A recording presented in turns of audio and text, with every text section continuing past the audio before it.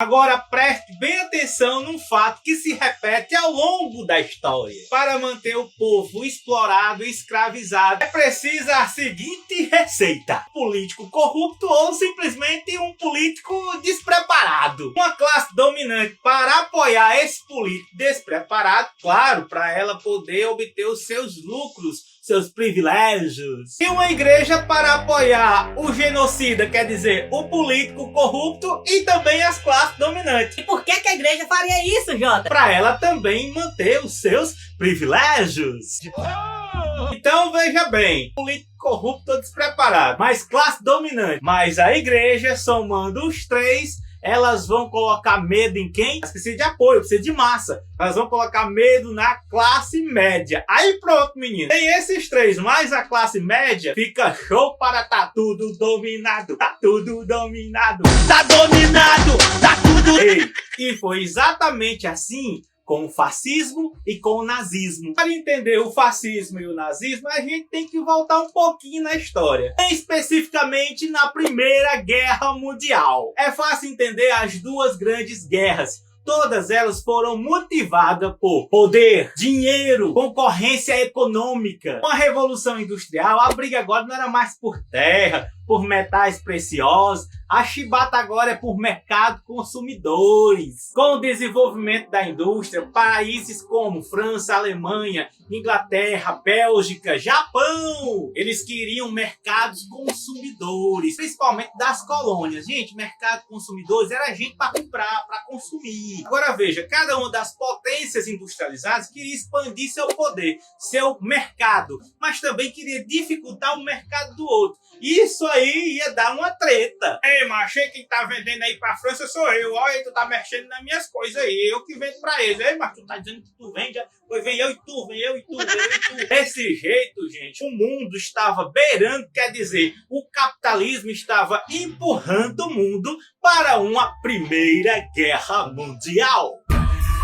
E aí, menino, não deu outra. Em junho de 1914 começou a chibata na Europa. Ei, agora deixa eu te contar um segredo. Adivinha quem é que tava dando maior valor a essa treta? Exato, os Estados Unidos da América. Olhe, repare bem, a Inglaterra é que era o poder, foi onde começou a Revolução Industrial. Os Estados Unidos já estavam doidos para tomar essa patente. Com a guerra, os países que eram concorrentes dos Estados Unidos iam entrar na chibata e iam se prejudicar economicamente. Ora, show de bola, os meus concorrentes vão falir. E outra coisa, eles lá em guerra, os Estados Unidos podiam vender para eles seus produtos e até financiar essa guerra. Quer dizer, financiar assim, eu dou, te ajudo, mas tu me paga com juros. Os Estados Unidos tava uma maravilha. Não me diga! E foi desse jeito. Enquanto a guerra rolava, os Estados Unidos estavam lá comendo pipoca e assistindo. E o melhor de tudo, ganhando dinheiro. Gente, a Primeira Guerra Mundial foi de 1914 a 1918. E os Estados Unidos só entraram na guerra em 1917. Quer dizer, um ano antes de acabar a guerra. E te digo mais, eles só entraram na guerra porque foram obrigados, foram pressionados. Pressionados por quem?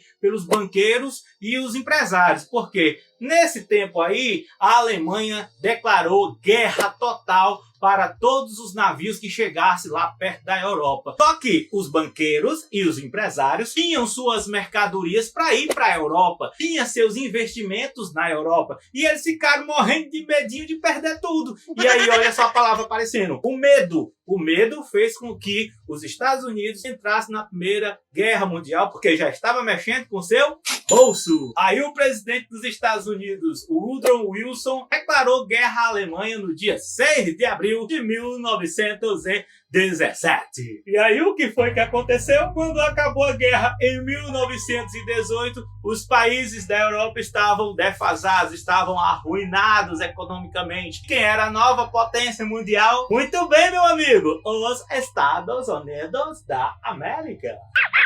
Ora, depois da Primeira Grande Guerra, os Estados Unidos estavam muito bem, sendo pagos pela Europa, os países que estavam devendo aos Estados Unidos, e os Estados Unidos começou a vender, a industrializar cada vez mais, o que agora ele tinha um mercado consumidor. Todo mundo da Europa queria comprar dos Estados Unidos, porque ele é que estava oferecendo o produto. E aí, a indústria americana começou a produzir com muita euforia. Vamos vender, e todo mundo vendendo, e tava bom demais, e produzia cada vez mais. Eles chamavam isso de American Way of Life, quer dizer, o estilo de vida americano. Esse estilo de vida dizia que para você viver bem, era ter mais, era consumir tudo que era novidade, que era produzido pela indústria. É o quê? Quer dizer, mal tinha terminado uma Primeira Guerra que tinha sido o motivo do capitalismo e do liberalismo ter feito aí a Europa entrar em guerra. Eles mal tinham saído disso, não aprenderam a lição. E com esse consumismo todo, tanto na América como também na Europa, havia pessoas que não tinham condições de comprar. E isso causou um desequilíbrio. A indústria produzindo demais, só que tinha muita mercadoria para pouco mercado consumidor. As pessoas não tinham poder aquisitivo, quer dizer, poder de adquirir. Então, se eu tenho muitos produtos e não tenho quem comprar, isso faz o quê? Um desequilíbrio na economia. E foi esse desequilíbrio que causou, em 1929, a quebra da Bolsa de Valores de Nova York. O craque da Bolsa de Valores de Nova York. E isso levou a falir bancos, levou a falir a indústria. Houve uma queda vertiginosamente da economia. Vertiginosamente é o quê, Jota? É rapidamente, aceleradamente. E mais uma vez o mundo entra em crise por causa do capitalismo selvagem. Capitalismo selvagem. Capitalismo selvagem. Então veja o que eu vou dizer. O capitalismo junto com o liberalismo pode ser uma receita certa para a exploração dos trabalhadores. E liberalismo, Jota, o que é? É liberar, é deixar ao Deus dará, é deixar a invisível mão do mercado regular o comércio, quem ganha e quem perde. Esse liberar significa o Estado não se meter nos negócios dos empresários. Quer dizer, empresário e patrão devem ser amigos.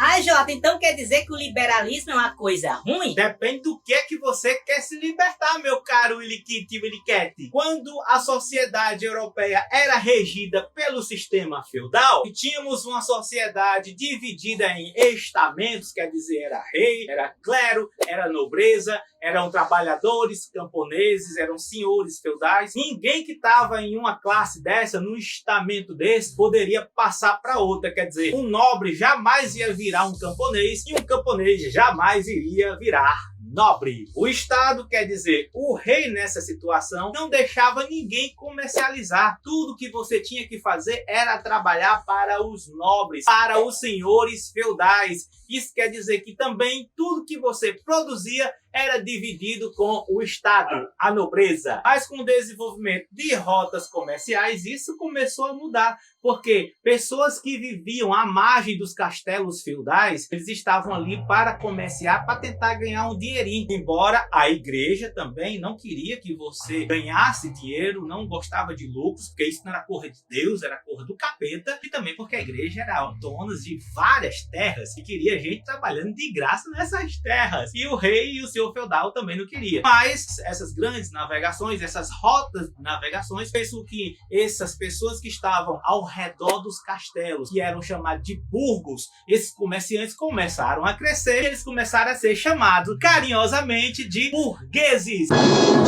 Nesse fato histórico, nessa época, o liberalismo é uma coisa boa. Era se libertar do absolutismo, era se libertar de algo que era imposto para você não poder prosperar. Mas quando a gente chega na Revolução Industrial, o negócio muda, porque não é a mesma situação. O liberalismo não é mais bem-vindo e eu vou dizer por quê. Sem a intervenção do Estado, sem a fiscalização do Estado, os empresários podiam explorar os seus trabalhadores do jeito que quisesse. E foi isso exatamente que aconteceu. Tendo o objetivo de obter o maior lucro possível, os empresários tentavam pagar o menor preço para os seus trabalhadores, ao mesmo tempo que eles exploravam ao máximo a sua capacidade de trabalho. Gente, muitas indústrias tinham jornadas de trabalho de até 15 horas por dia. E tinha mais, o que eles ganhavam não dava nem para sustentar uma pessoa. É o quê? Uma família toda tinha que trabalhar para poder ter um pouquinho de sustento. Crianças de 6 anos de idade já começavam a trabalhar na indústria e as condições de trabalho era horrível. Jota, que absurdo! E por que acontecia isso? Porque o Estado, quer dizer, o governo não se metia, era o livre mercado, era o liberalismo, estava tudo liberado. Ok, Jota, mas o que isso tem a ver com o nazismo e com o fascismo? Precisamos só de mais uma informação. Diante da crise econômica causada pelo capitalismo e a exploração dos trabalhadores, nasce uma tal de Revolução Russa, que foi aonde? Na Rússia. Nascia aí uma proposta concreta da construção de uma ordem socialista, inspirada aí nas ideias do filósofo Marx, as ideias marxistas. E essas ideias se batiam de frente com a ordem liberal capitalista. Aí no dia 15 de março de 1917, um conjunto de forças políticas da oposição, liberais burgueses mais socialistas, conseguiram derrubar o czar Nicolau II, quer dizer, um imperador russo, Nicolau II. E assim foi dado início à Revolução Russa. Instala-se assim um governo provisório sob o comando do príncipe Lvov, que tinha um caráter liberal burguês. Nesse primeiro momento já tivemos algumas reformas, como limitação da jornada de trabalho para apenas 8 horas, a separação da igreja e do Estado.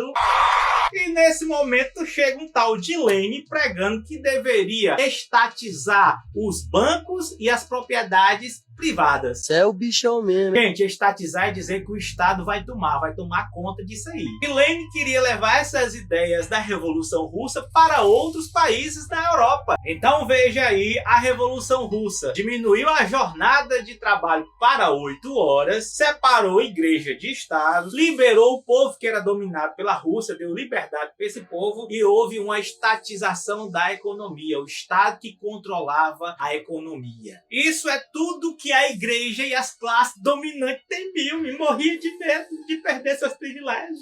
Óbvio. Ah, Jota, então a Revolução Russa é um bicho, foi show! Calma, meu amigo Elikit. A Revolução Russa foi um fato histórico importante, sim, mas também um momento de muita repressão, onde Stalin colocou uma ditadura e muitas pessoas inocentes foram torturadas e assassinadas brutalmente. Esse Estado aí controlava tudo, os meios de comunicação, não podia ter partido de oposição, não foi uma coisa legal. Então você tem aí extremos, como eu disse, seja pro lado direito ou seja pro lado esquerdo, isso não faz bem para a humanidade.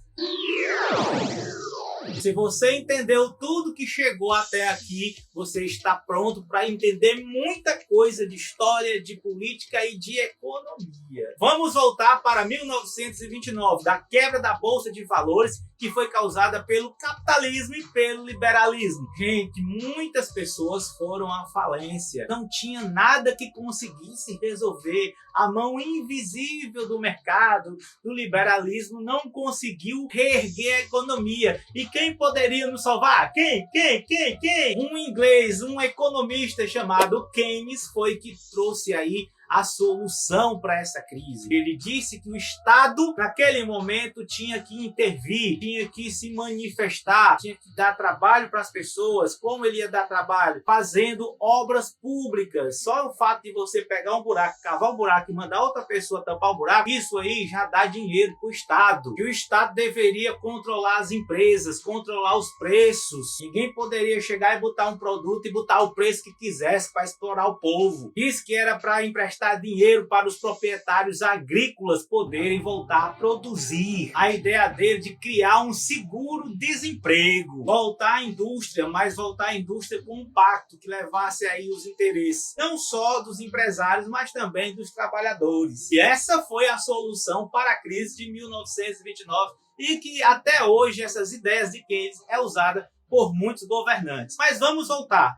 Muitos países continuavam em crise e houve aumento do desemprego, elevação dos preços, baixo poder aquisitivo das pessoas. Aí, meu filho, nesse momento, o conflito entre várias classes sociais se tornaram mais profundas. E aí os trabalhadores começaram a reclamar de forma mais contundente por melhores condições de vida. O regime democrático liberal se revelou incapaz de resolver os problemas econômicos dessa época. E aí, menino, diversos setores, diversos países começaram a desacreditar nas ideias liberais. Por outro lado, se ampliava e se fortalecia as ideias de centralização do poder dentro do capitalismo. Quer dizer, como as ideias de Keynes estavam dando certo, o poder executivo de vários países começou a dizer: epa, peraí que eu vou tomar a frente, peraí que eu vou regular o negócio, o Estado tomando a frente. Só que nessa situação, empresários, banqueiros e a igreja estavam morrendo de medo de perder seus lucros, de perder seus privilégios. Ainda mais que já tinha um bocado de país que estava sendo influenciado pela Revolução Russa, aquela coisa de trabalhador atrás de seu direito. Então, as classes dominantes resolveram apoiar qualquer governo que fosse oposto às ideias de Keynes. Eles estavam dispostos a apoiar qualquer tipo de governo que fizesse a centralização do poder, mas só que a favor das classes dominantes, totalmente diferente do que Keynes havia falado. E isso aí, gente, é o totalitarismo. O totalitarismo é o extremo onde o Estado ele é mais importante do que o indivíduo. Nesse caso, o governo controla os meios de comunicação, ele controla a segurança, quer dizer, a polícia, o exército, ele controla sindicatos, não é permitido oposição e só o líder do Estado está certo. Todos os outros estão errados.